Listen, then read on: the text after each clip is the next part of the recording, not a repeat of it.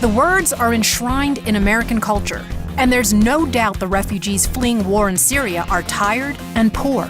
But do they truly yearn to breathe free? Are they coming because they want to be a part of republicanism, part of that American spirit? No. What happened in Europe is nothing but a preview as to what's coming to the United States. Witness the disturbing trend of rape gangs ruling the streets of Germany. They look at European girls as asking for it. I think that many of these young males view Western women essentially as the spoils of war. This is Germany's experience with immigrants who refuse to assimilate. That's spreading throughout Europe. Why? Because Islamic law is against assimilation. And it's already playing out in the United States. They come to Europe, and they're coming to America, and they see all these women who are not veiled and who are infidels. They're fair game. In America, we're starting to see sexual assaults, rapes, honor killing, and it's gonna be here to stay. Thanks to policies launched by the pro-mass immigration leftists who are more concerned about their image than the safety of hard-working Americans. In pursuit of this globalist agenda, they're running roughshod over the will of the people, inundating our countries with these migrants who have this supremacist, violent, and authoritarian worldview, who are victimizing our young people. And they're doing it with the support of big businesses, taking advantage of taxpayers for cheap labor.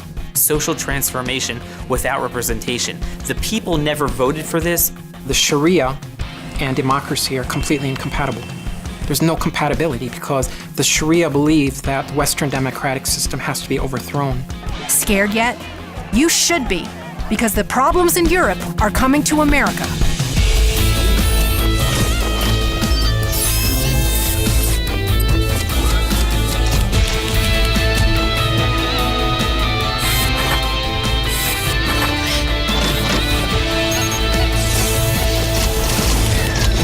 Michelle Malkin investigates. Now, here's Michelle Malkin. It's one of the biggest horror stories that so-called mainstream journalists don't want to talk about, because those who do are branded bigots, racists, and Islamophobes. But whether it's on the front pages of America's leading newspapers or not, it's happening and it's real.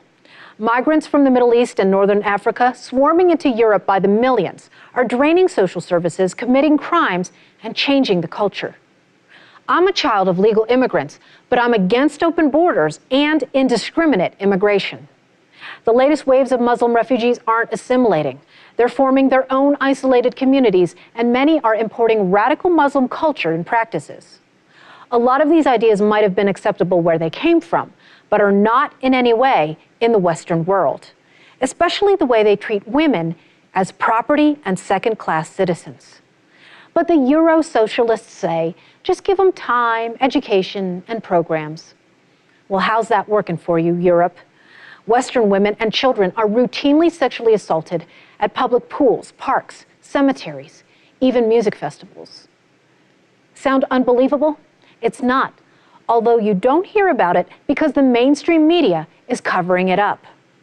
But one scholar, Soren Kern, is tracking and compiling local news and police reports of these terrifying incidents. Just recently, there was a case of a mother who was walking her daughter in a park during the middle of the day, and two migrants ambushed her from behind, and they took turns raping her. And the migrants held the girl and forced her to watch while these two men were raping her own mother.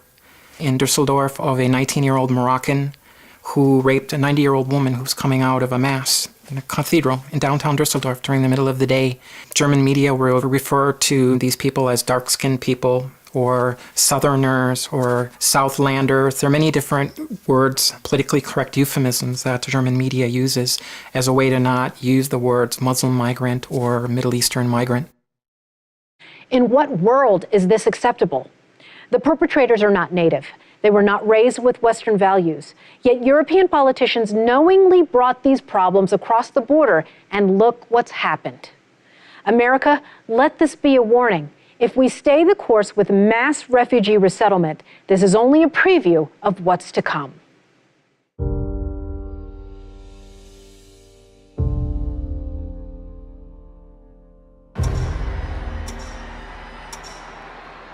Across the world, colleagues, family, and friends gather, party, and cheer as they celebrate and ring in the new year together.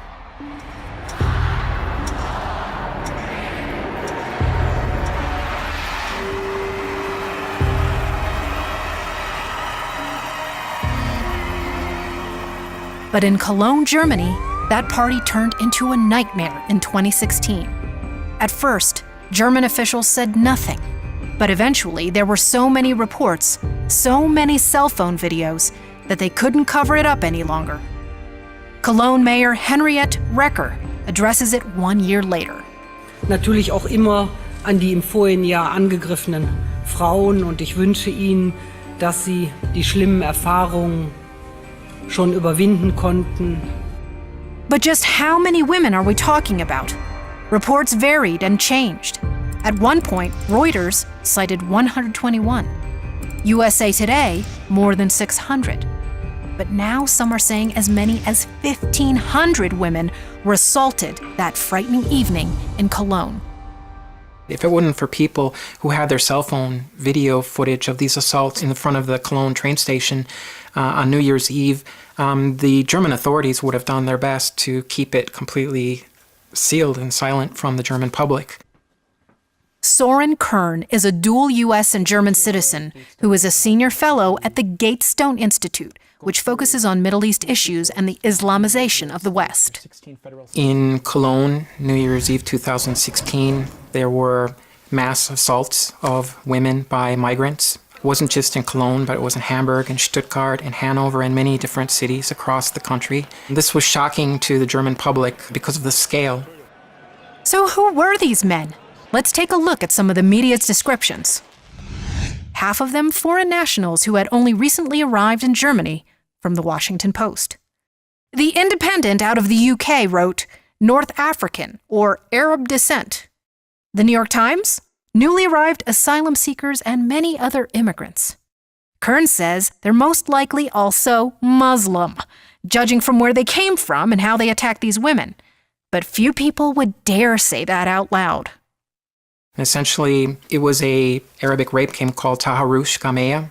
Essentially, it's a practice in many Muslim countries where large groups of Muslim males surround individual women and begin to sexually assault them. A game for some, terror for others.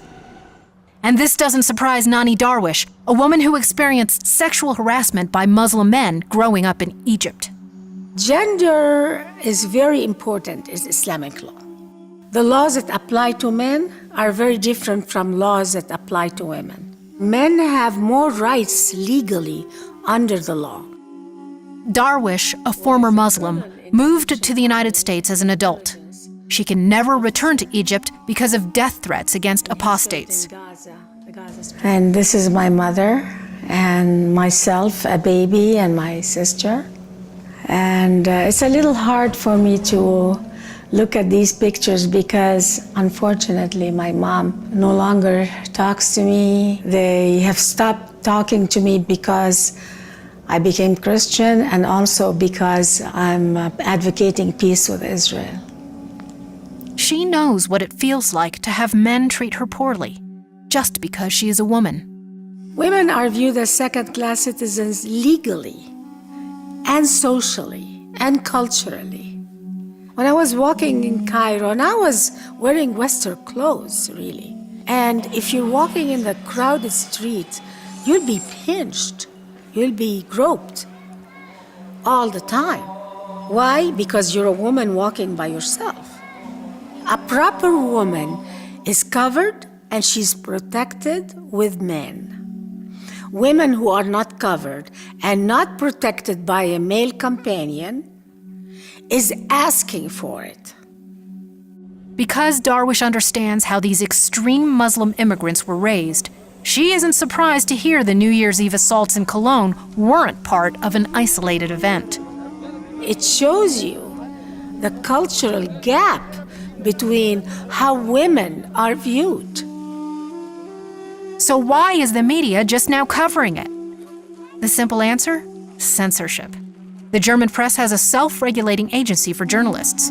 As a general rule, they don't report the identity, the nationality, or the religious background of a particular perpetrator in sexual assault.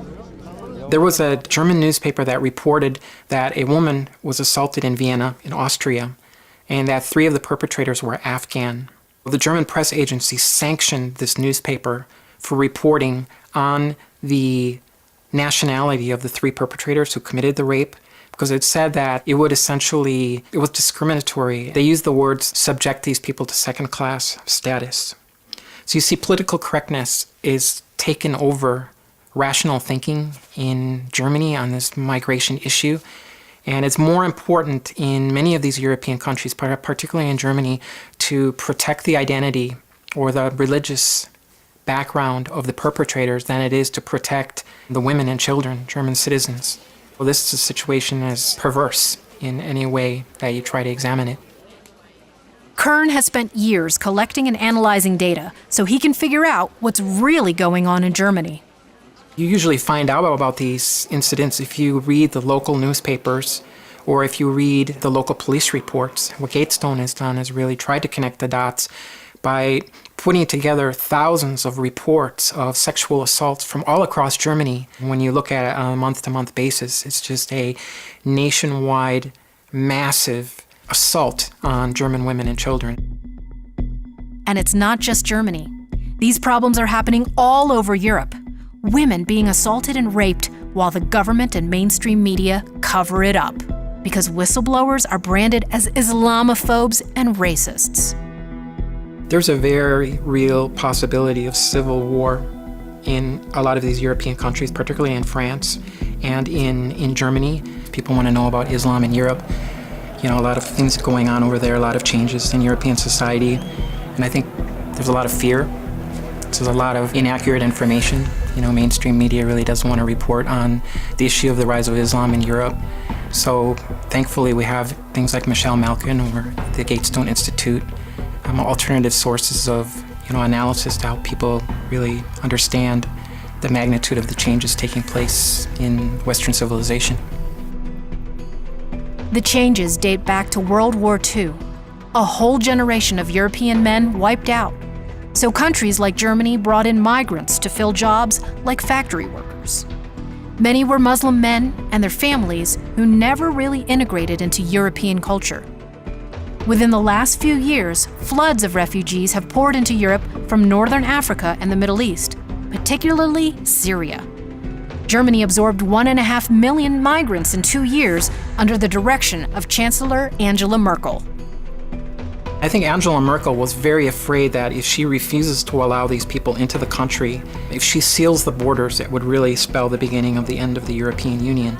So I think she didn't really understand the magnitude of the implications of allowing all these people into the border, but I think it really had less to do with humanitarian sensibilities than it did with the future of the European project. The public is slowly catching on and getting angry, criticizing and protesting Merkel's nonsensical immigration policies that are putting her people in danger. This is why Angela Merkel right now is having a major problem in running for her re-election. Brigitte Gabriel is the founder of Act for America, the nation's largest nonprofit, nonpartisan grassroots national security organization. People were shocked, people were stunned that this is happening, that the refugees that we took in Germany. I mean, Germans went out of their way. Germany took in more refugees than any other European nation. That's when the mayors of the cities tried to cover it up. Watch what happens in this meeting in a small German town when a man tells the mayor his granddaughter has been sexually harassed by refugees.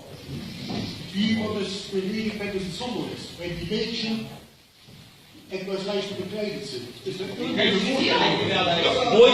ganz einfach, indem wir doch nicht provozieren und dort nicht entlangfällt. Oh, in sein eigenes Land! In seine eigene Stadt darf man nicht mehr! Ah, Junge!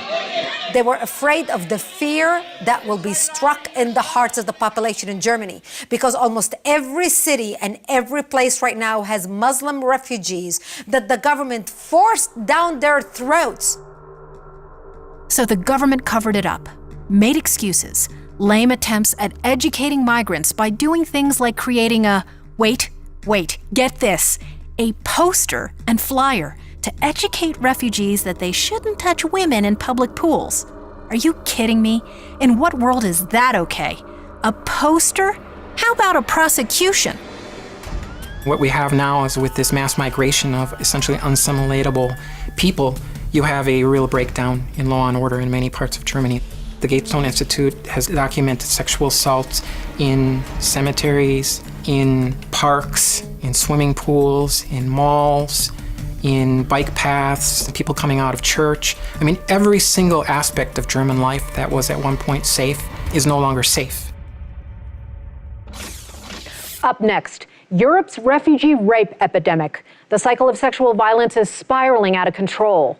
Can anything be done to stop the surge from reaching our shores? When we come back, part 2 of our investigation. The United States of America is great not because of government, not because of social engineering, not because of politicians and bureaucrats and redistribution of wealth, because of you. You want to talk about blood on hands and violence, pal? Then let's talk about it. But right now, you're making an ass out of yourself. Of course Russia's behind it. They hacked into the Pentagon, they've hacked into the State Department, they've hacked into the Office of Personnel Management, they're hacking throughout our government. Tip! His father said, "I think my son's a terrorist." That's a pretty damn good tip.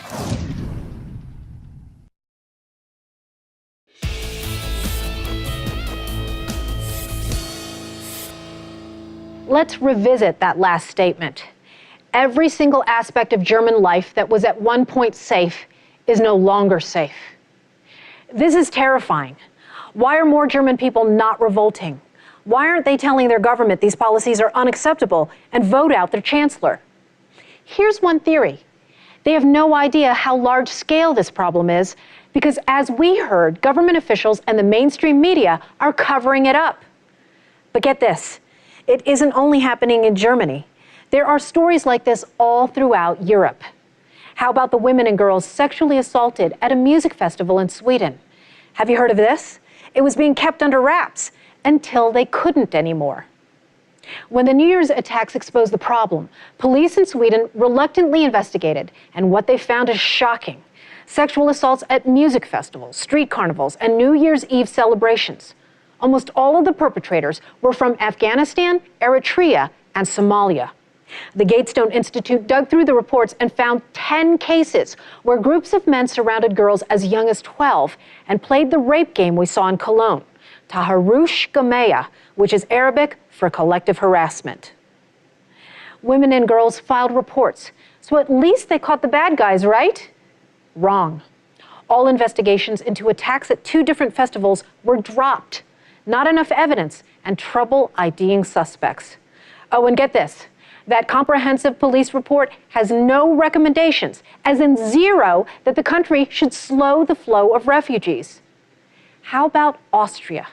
It's spread there too. In 2015, almost 1 out of 3 refugees in Vienna were accused of committing crimes, according to the Austrian Interior Ministry.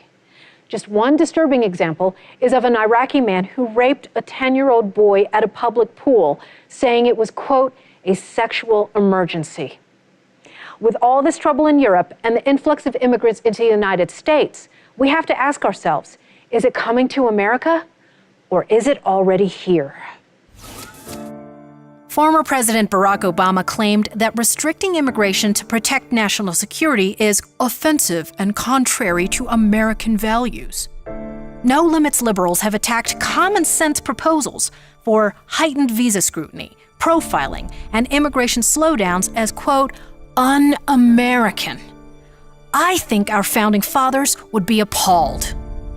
They wanted to prevent individual states from flooding the rest of the Union with immigrants that they believed wouldn't assimilate. That's why they gave it over to the feds. They didn't give it over to the feds to screw over the states and say, we are going to forcibly transform you, seed your communities with security risks, change your culture, strain your social services and your education, your hospitals. Daniel Horowitz is a senior editor at Conservative Review. Immigration, at its core, is to benefit those already in the country. When you bring in large quantities from societies that are fundamentally incompatible with Western civilization, you have a cumulative problem. The individuals coming will never assimilate in large numbers. But like always, Obama said to hell with our founders. He ditched our sovereignty and safety for left-wing spin. Obama welcomes thousands of refugees for a better life. What a nice line for his memoirs, but real life will tell a different tale than his narcissistic autobiography, and already has. What Obama's been doing is what I warned in my book about social transformation without representation, where he abuses existing laws, expands upon laws, in some cases pushes over the statutory authority to go and socially engineer this country into an entity that it really never was. Refugee resettlement has become a de facto Muslim resettlement program from the Middle East. In fiscal year 2016, Obama set a record for allowing in almost 40,000 Muslim refugees. Nearly half of the refugees admitted, according to the Pew Research Center. Now the problem is, if you look at the refugee statutes, they were designed for persecuted ethnic and religious minorities. Now say what you want about Syria, Somalia, some of these Middle Eastern countries that are pretty miserable places to live, but these individuals do not qualify as a persecuted minority. Many of the refugees are posing as persecuted when they are really economic migrants, not people who want to embrace Western values and the American spirit. In the fall of 2016, an Iraqi refugee was arrested and prosecuted on terrorism charges for giving material support to ISIS. One of the things he said is that America will not isolate me from my Islamic duty. Europe did a lot of programs for assimilation. Why aren't the Muslims in Europe assimilating? I'm sure that many of them are. But the problem is they get ostracized by their community. Why? Because Islamic law is against assimilation. They basically built their own little communities within Europe. So instead of assimilating and respecting their women and giving their women right to an education, they kept their women exactly from whatever original country they came from. And that's why they were not assimilating. Our value system is 100% opposed to anything they stand for. And that's why they cannot assimilate, and they will never assimilate unless they shed their culture and unless they shed their Islamic belief. They're not going to be able to treat women as equals. They're not going to assimilate. Quite the contrary. They think their values are superior to ours. And so they're going to work to impose theirs upon us. Dr. Robert Spencer is an author and the director of Jihad Watch. In Islam, it's permissible to take infidel women and use them as sex slaves. It sounds unbelievable. It sounds like some sort of a lurid invention of evil-minded Islamophobes, but it's real. And we're already seeing it happen right here on our shores. But perhaps you haven't heard of the horror and hush-up in Twin Falls, Idaho. There was only a small blurb reported locally as a sexual assault investigation. But it wasn't until conservative-leaning sites and organizations like Act for America and the Refugee Resettlement Watch blog pushed it onto Drudge that we got real details, untethered from the constraints of political correctness. Reports of rape at knife point by migrant children, followed by the urination on a mentally disabled 5-year-old girl. After a groundswell of social media attention, the police and prosecutor's office were forced to respond. Here's all they would confirm. There was a group of boys aged 7, 10, and 14 from Sudanese and Iraqi families, which are predominantly Muslim. 2 were charged. 1 is alleged to have touched the girl, and there is a video of the sexual assault. They are denying there was a knife and not calling it a gang rape. But we can't confirm that because they're minors and the case is sealed. Predictably, some national media expressed more outrage about citizen journalists who covered the story than they did about the horrible crime. What's ensued has been shameful in the sense of denial, cover-up, outright lies from Idaho authorities, and even a warning from the Idaho State Attorney that derogatory comments about the perpetrators could be prosecuted.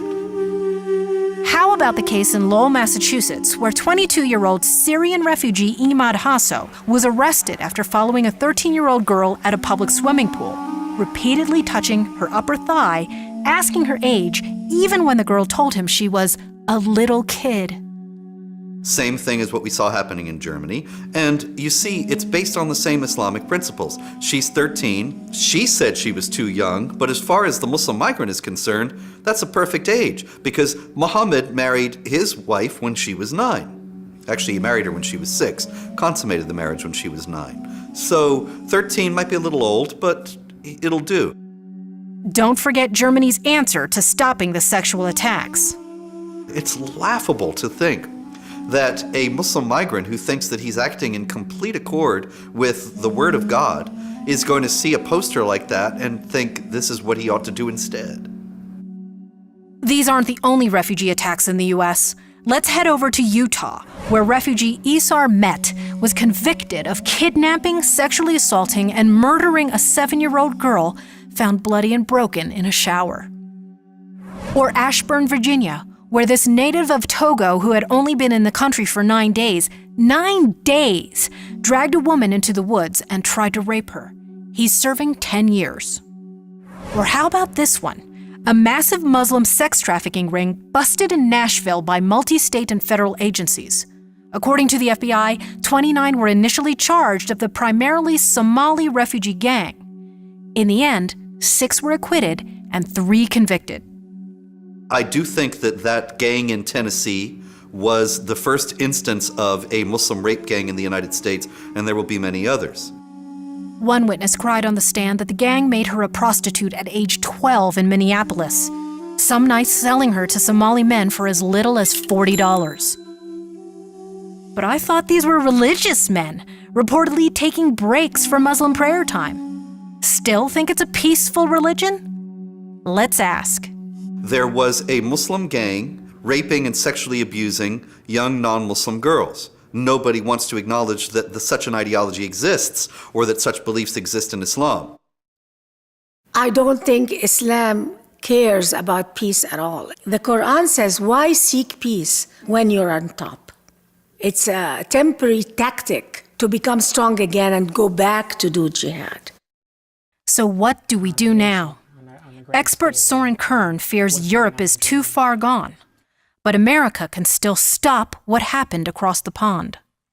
Dealing with these Islam, non-Islam, Muslim, non-Muslim assimilation problems is a permanent feature of European life, and I think that that can't be reversed, apart from extremely drastic moves, which I would not obviously encourage or promote. I'm a first-generation American. I love this country, and I am very pro-migration. I'm not against migration in any sense of the word, but there needs to be controlled migration. And there needs to be understanding of who is coming into the country, and that the migrants who come into this country share the values of the United States.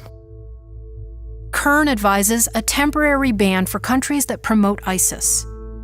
Horowitz also wants a pause in mass refugee resettlement, as we really have no way of vetting the people coming in. You could resettle 12 times as many people nearby in Arabic countries, in the Gulf countries, which have refused to take in any refugees because the cost is so much less. If you really cared about humanitarianism, you would put in those funds towards local resettlement, regional resettlement. We need a complete rework of our immigration system, of our terror verifying system, of our watch list system. And this is the exciting thing about having an administration like the Trump administration right now that really can do a whole rebuilding of our counter-terror infrastructure in every way.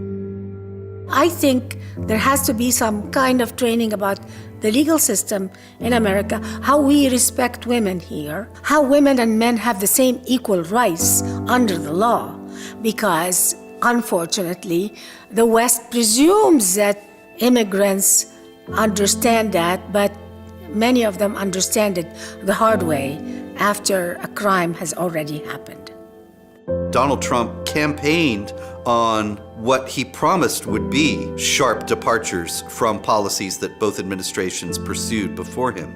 And notably, that's in terms of immigration and in actually daring to say that we're going to have a moratorium on, first he said Muslim immigration, and people said, oh, he backtracked because now he's saying just immigration from terror hotspots. Actually, that's just a method of doing what he always said he was going to do, which is try to prevent jihadis from coming into the United States.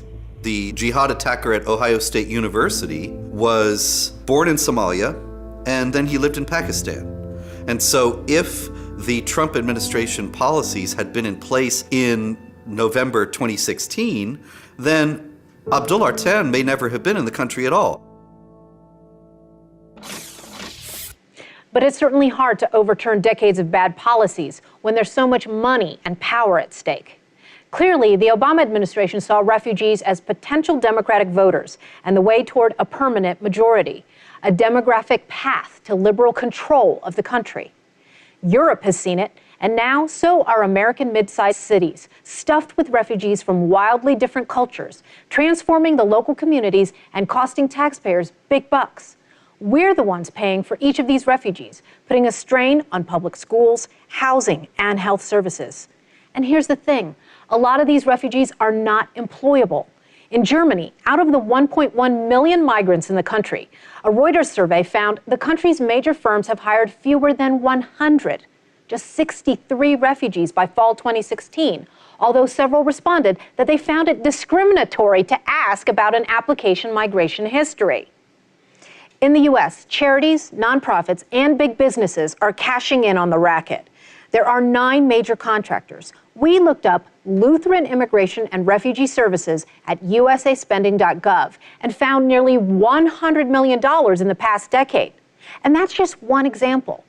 The Refugee Resettlement Watch website estimates the government is spending at least $1 billion per year on resettlement. And as for those for-profit U.S. corporations, they say they need more cheap labor, especially manufacturing, food processing, and hospitality.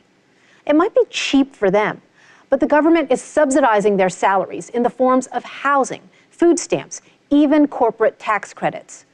It's the same thing as outsourcing jobs to foreign companies. Your hard-earned tax dollars are being spent to hire foreigners, sabotaging American jobs.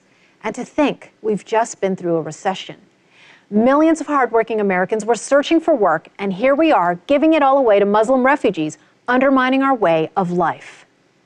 The fight earlier this year over President Trump's common-sense executive orders to freeze refugee resettlement shows what we're up against. It's not just enemies outside our borders who threaten our safety and security. It's the enemies within, Congress, the courts, and the media who are conspiring against America. Welcome to the Social Media Mailbag. Our episode on the EB-5 Citizenship for Sale scam provoked outrage among viewers. Many of you shared what's going on in your own backyards. On Facebook, Laird Barber commented, "Here in Rockford, Illinois, I think they're using the same program to rehab an old factory downtown into a hotel and conference center. The mayor has gone over to China several times in the last couple of years to solicit Chinese investors. Originally, it was supposed to be done by now, but not much has been accomplished. The company set to build this thing is Gorman Company. They're also constructing a multi-unit housing project on the city's east side." Laird's right.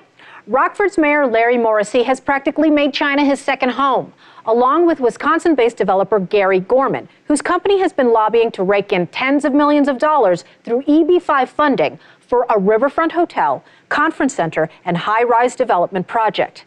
The boondoggle has dragged on for years. Local residents have yet to see any benefits. But you know who's an investor in this venture? Liberal billionaire Warren Buffett's Berkshire Hathaway. For wealthy foreign investors, it's pay to stay. For well-connected real estate moguls and developers, it's pay to play. And when government gets to pick winners, taxpayers usually lose. In our Crap Weasel Watch, we call out the political cheaters, government thieves, con artists, frauds, and all-around idiots making America worse.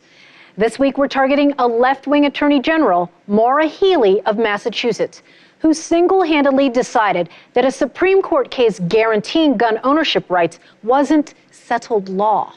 In just her third year in office, Maura the Menace deliberately misinterpreted the law, making hundreds of thousands of law-abiding citizens virtual felons overnight. These families are now in jeopardy of a 10-year felony conviction for owning firearms that were legal for around 2 decades before this arrogant gun-grabbing AG unilaterally changed the law with no legislative action. Thankfully, 2 gun owner organizations in the state, GOAL, the local NRA affiliate, and the Massachusetts Association of Gun Rights are fighting back against this blatant abuse by filing suit against Healey in federal court. Forget Maura Healey's gun control. What Massachusetts needs is government control.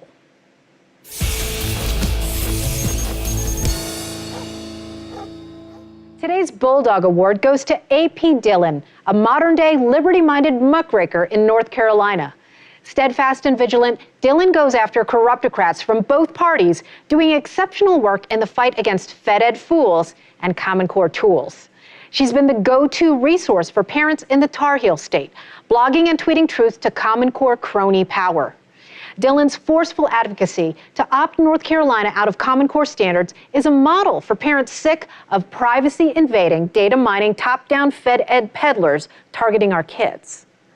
Her comprehensive North Carolina Common Core timeline chronicles lawmakers' shady, underhanded efforts to, quote, put lipstick on the Common Core pig. And her writing for StopCommonCoreNC.org is required reading on the Common Core rocket. Thank you, A.P. Dillon, for being an unshakable truth-telling bulldog for all the families fed up with Fed-Ed. Next on Michelle Malkin Investigates. Billionaire Tom Steyer is a poster boy for the environmental movement. A liberal fat cat who spent tens of millions of dollars of his own money to push his climate change agenda to the political forefront. He sees himself as sort of a champion. He sees himself as literally saving the world. But Steyer's character has been called into question. Is he really Mr. Save the Planet or Mr. Make Me Richer? We don't have any idea what Tom Steyer is now making money on through Farallon Capital. And certainly the ongoing success, the ongoing profitability of Farallon Capital, in all likelihood, is going to redound to Tom Steyer's financial benefit one way or another. Steyer's dead set on shaping the political landscape. Can this climate change crusader be stopped in his tracks? It's very hard to convince someone that the hundreds of millions of dollars they spent on, literally saving humanity was just a distraction from the issues that Americans really care about. If you've got a story to share, email me at michelle@michellemalkininvestigates.com. We're so glad you were able to join us and hope you'll stick around for our next edition as we continue our crusade for the truth. On behalf of our entire team, I'm Michelle Malkin. Thanks for watching.